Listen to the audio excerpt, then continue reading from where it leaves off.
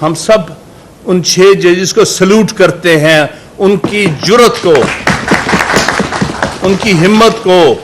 उन्हें पहली दफ़ा एक हाई कोर्ट, तकरीबन मुकम्मल हाई कोर्ट ने खुलकर ये बात कही है कि हमारे काम में खुल्लम खुला ये इंटेलिजेंस एजेंसीज और इस्टेब्लिशमेंट इंटरफेयर कर रही है अपने मकसद के, अपनी मर्जी के फैसले लेने के लिए और अपनी मर्जी के फैसले जो उनको नापसंद है उनको रोकने के लिए। लिहाजा पहली बात तो इसकी, लेकिन इसके साथ साथ मैं समझता हूँ कि इस्लामाबाद हाई कोर्ट के चीफ जस्टिस का किरदार बड़ा सख्त मुतनाज़ा हुआ है इस खत के साथ, क्योंकि ये बारहा उनके नोटिस में लाया गया इन जजेस ने कि क्या हो रहा है, क्या जजेस इस्लामाबाद हाई कोर्ट के जजेस के साथ क्या हो रहा है और जो कोर्ट सबॉर्डिनेट कोर्ट के जजेस जो हैं, जैसे डिस्ट्रिक्ट जजेस का भी इसे हवाला दिया है, उनके साथ क्या हो रही है, उनको प्रोटेक्शन नहीं दी जा रही। तो इसलिए उनका जो इस मामले में रोल है वो काबिल कदर नहीं है। दूसरी बात यह है कि इंटेलिजेंस एजेंसीज जो हैं ये क्यों इसमें इंटरफेयर करती हैं, क्या काम है उनका जजेस के साथ, क्यों वो जजेस के साथ कांटेक्ट में आने की कोशिश करती हैं। इसका मतलब है कि मखसूस फैसले लेने की कोशिश है और जो इंडिपेंडेंट फैसले हैं उनके रस्से रोकने की कोशिश है। इसलिए इसमें हमारी सबकी, ये सारे पाकिस्तान के वकला की ये मुतालबा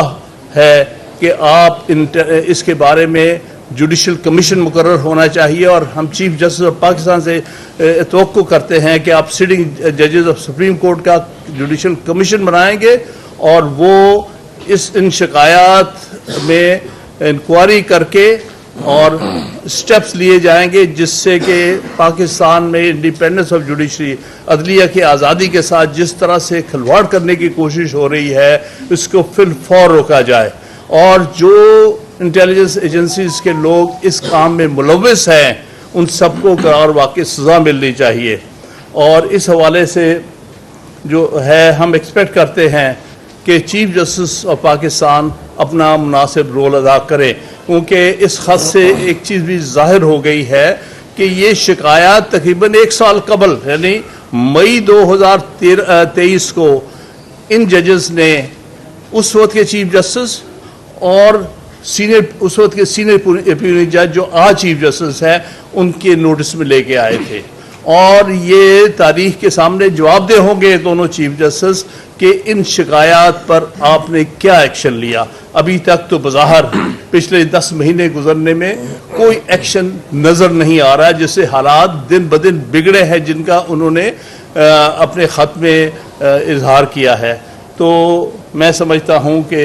भट्ट साहब और Lahore high court bar association के जितने इलेक्टेड नुमाइंदगान हैं उन पर एक बहुत बड़ी जिम्मेदारी इस वक्त आन पड़ी है कि मुल्क में सारे वकला को इकट्ठा किया जाए और अदलिया की आज़ादी के लिए पूरी तरह से हमें आइन को बचाने के लिए, अदलिया को आज़ाद करने के लिए और मुल्क में रूल ऑफ लॉ लाने के लिए ये जद्दोजहद करनी पड़ेगी।